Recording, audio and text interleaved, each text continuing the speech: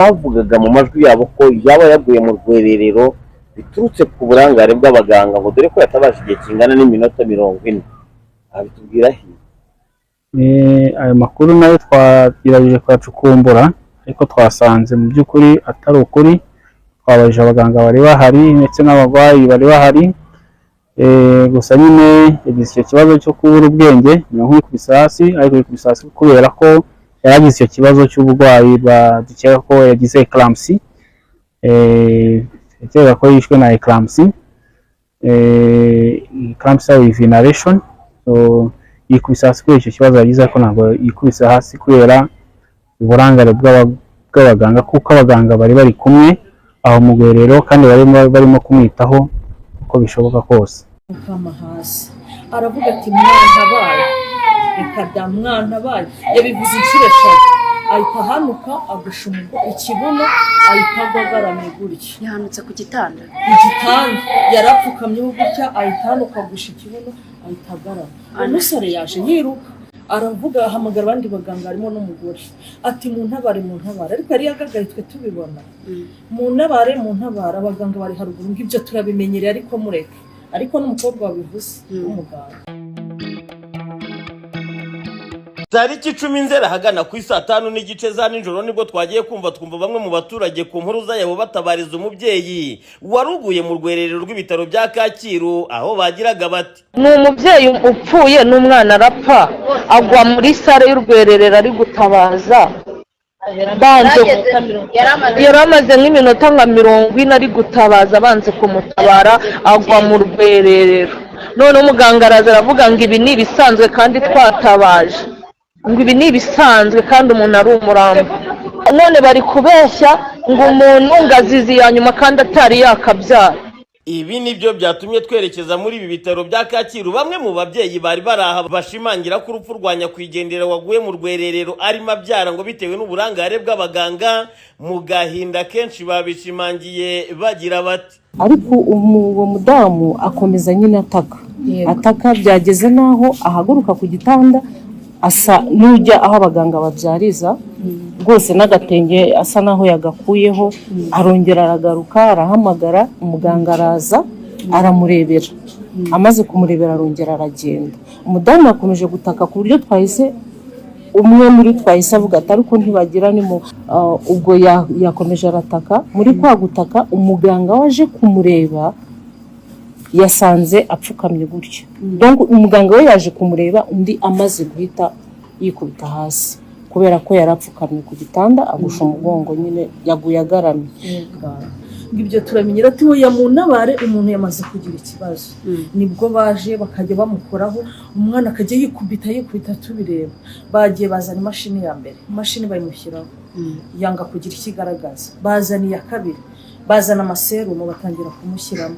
Babonye byanze bahita bamuzana brancard bamushyiraho, bamujyana ubwo mu minota nk'ingahe batuma arapfuye. Usibye abo mu muryango wa Tuyisenge Jean Claude bavuga ko bashenguwe n'urupfu rwa nyakwigendera ndetse n'uwo yibarukaga, byanagarutsweho na mama wa Mutoni dore ko ari nawe wari umurwaje. Ngewe ndasaba kurenganurwa ubw'akarengane nagize ku mwana wanjye uri kwa muganga kugiye kubyara, hanyuma abaganga bakamurangarana kugeza ubwo umwana yashatse gusohoka bataraza, aratabaza buri umutabara, arahanuka yikubita hasi.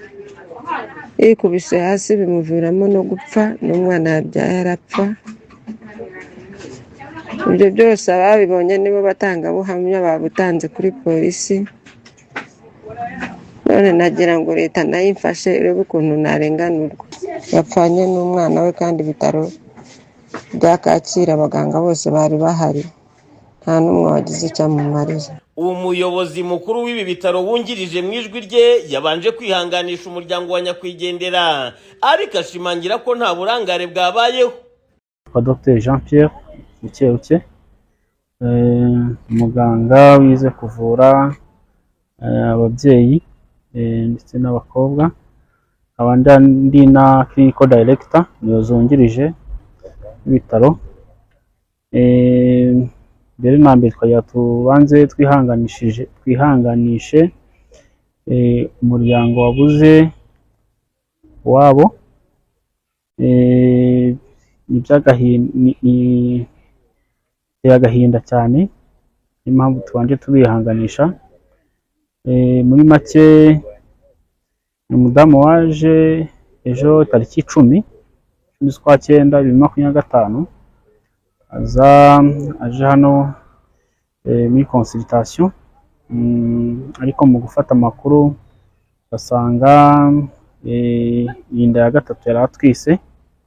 Wa mbere yamubyaye neza, ya kabiri iza kuvamo, ariko yari atwise ku nda ya mbere. Twafashe amakuru dusanga ku nda ya mbere yagizeho umuvuduko bita preeclampsia, yize umuvuduko wo gutwita preeclampsia, ariko aza kubyara neza. Iya kabiri nayo muganga wamwakiriye nawe mu makuru yafashe ajyanye no gutwita k'umubyeyi, byagaragaye ko mu gihe bamukurikiranaga muri centre de santé nabwo yari afite umuvuduko, ariko bari baramuhaye imiti y'umuvuduko, ariko umudamu aza guhagarika imiti iminsi 4 mbere y'uko aza hano mu bitaro. Yaje guhagarika imiti y'umuvuduko, aza umuvuduko agaragara ko umeze neza bamwakira, ariko kubera ko yari ageze igihe cyo kubyara, n'ayo makuru ko yagize umuvuduko ku nda za mbere, ndetse nuko yari afite umuvuduko yafataga imiti n'ubwo se yari yahagaritse. Ko yari ageze igihe cyo kubyara, muganga amwakiye afata umwanzuro wo kumushyira mu bitaro kugira muhibise. Bamushyira mu bitaro umuvuduko wari umeze neza, ndetse ari no mu bitaro, ariko nijoro atangiye kugira ibise, yaje guhita agira ikibazo, abura ubwenge, bita loss of consciousness, aragira na convulsion. Abaganga bari bari kumwe muri labor ward, bahita bamutabara, ariko kubera ko yagagaraga ntibabashije kumusova despite ibyo bagerageje gukora byose. Icyo gihe bagerageza no gukuramo umwana, emergency section, ariko basanga n'umwana yarangije kwitaba Imana. Ni amakuru ateye agahinda, impamvu twihanganisha umuryango. Ariko audit yakozwe, iyo umubyeyi cyangwa umubyeyi yitabye Imana, abaganga inzobere baraterana bagakora audit, bakareba ese nihe haba hagenze, nihe haba hakoze amakosa, niki cyagenze nabi, kugira ngo kibashe kuba addressed, utazongera kubaho amakosa amwe. Audit yakozwe, byagaragaye ko abaganga bagerageje gukora igishoboka cyose kugira ngo batabare ubuzima bw'umubyeyi bwari bugiye mu kaga, ariko bw'amahirwe make ntibabasha kubigeraho. Ari niyo mpamvu twihanganisha umuryango wabuze uwabo, kandi ni igihombo ku gihugu gikomeye, turabihanganisha. Abavugaga mu majwi yabo ko yaba yaguye mu rwererero biturutse ku burangare bw'abaganga, ngo dore ko yatabaje igihe kingana n'iminota 40, abitubwira he? Ayo makuru nayo twagerageje kuyacukumbura, ariko twasanze mu by'ukuri atari ukuri. Twabajije abaganga bari bahari ndetse n'abarwayi bari bahari, gusa nyine yagize icyo kibazo cyo kubura ubwenge, nk'ikubise hasi, ariko yikubise hasi kubera ko yaragize icyo kibazo cy'uburwayi dukeka ko yagize eclampsia, yakeka ko yishwe na eclampsia with inhalation. Yikubise hasi kubera icyo kibazo yagize, ariko ntabwo yikubise hasi kubera uburangare bw'abaganga, kuko abaganga bari bari kumwe aho mu rwererero, kandi barimo kumwitaho uko bishoboka kose. Yarageze kuri kubise bya kangahe? Kuko bavuga ko ngo umwana yari yamanutse, byaba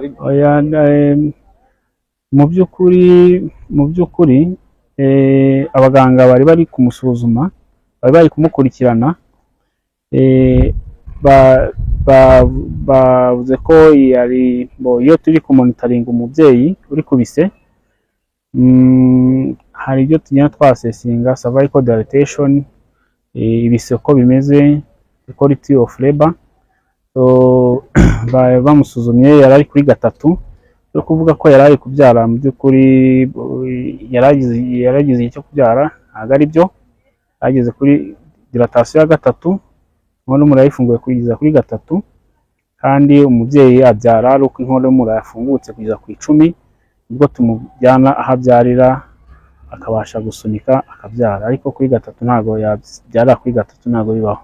Abo muri uyu muryango bashimangira ko baje kongera gushengurwa umutima n'imyitwarire y'abashinzwe umutekano muri ibi bitaro, ngo kuko bagerageje kuvugisha babibonye kugira ngo babike ibimenyetso ku buhamya bw'umuntu wabo wahatakarije ubuzima, ngarika abashinzwe umutekano muri ibi bitaro bakaza bakabakubita. Ni nabyo umuyobozi mukuru w'ibi bitaro wungirije avuga ko nabyo bigiye gukorwaho iperereza. Ayo makuru nayo twayahawe, ariko tugiye gukurikirana tumenye neza wabikoze kuko ni imyitwarire itariyo kandi ni imyitwarire batatojwe. Tugiye gukurikirana uwo bigaragaraho nawe araza kuba yabibazwa cyangwa se yabihanirwa byagaragaye ko yaba yabigerageje. Mu muryango wa nyakwigendera bagasaba ko ngo bakagombye kwitabwaho hagakorwa iperereza ryimbitse bakaba bahabwa ubutabera ku mubyeyi wabo watakarije ubuzima n'ikibondo yibarukaga.